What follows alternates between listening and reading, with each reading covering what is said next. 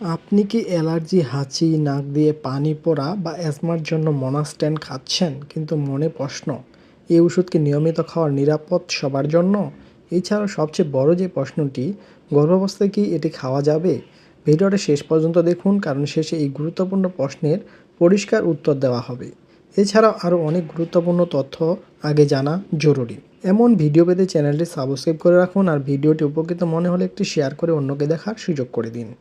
মোনাস্ট্যান ট্যাবলেটের জেনেরিক নাম হচ্ছে মন্টেলুকাস সোডিয়াম। বাংলাদেশে এটি তৈরি হয় অ্যাকমি ল্যাবরেটরিজ লিমিটেডের মাধ্যমে। মোনাস্ট্যান ট্যাবলেটের কাজ কী? এই ওষুধটি মূলত কাজ করে অ্যালার্জি এবং অ্যাজমা কন্ট্রোল করতে। বিশেষ করে অ্যালার্জি, রাইনাইটিস, নাক দিয়ে পানি পড়া, হাঁচি, নাক চুলকানো, অ্যাজমার কারণে শ্বাসকষ্ট প্রতিরোধে এটি দেওয়া হয়। মোনার শরীরের ভেতরে এমন কিছু কেমিক্যাল ব্লক করে যেগুলো অ্যালার্জি ও শ্বাসকষ্ট বাড়ায়। কেন ডাক্তাররা এই ওষুধ লেখেন?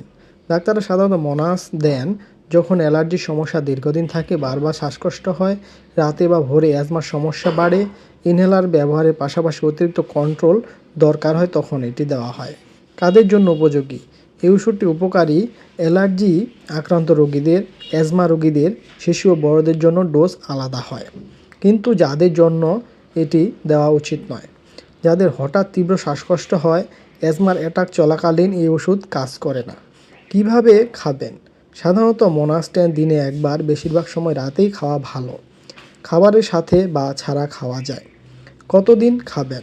এটা রোগের উপর নির্ভর করে। কেউ 2 থেকে 4 সপ্তাহ, কেউ কয়েক মাস খেতে পারে। কতদিন খাবেন সেটা অবশ্যই ডাক্তারের পরামর্শ অনুযায়ী নির্ধারণ হবে। পার্শ্ব প্রতিক্রিয়া কী কী? সবাইয়ের হয় না, তবে হতে পারে, যেমন মাথা ব্যথা, পেট ব্যথা, বমিভাব, ঘুমের সমস্যা, বিরল ক্ষেত্রে মুড পরিবর্তন বা অস্থিরতা। এই ধরনের সমস্যা হলে অবশ্যই ডাক্তারকে জানান। সতর্কতা: নিজে নিজে দীর্ঘদিন খাবেন না। শিশুদের ক্ষেত্রে ডোজ আলাদা।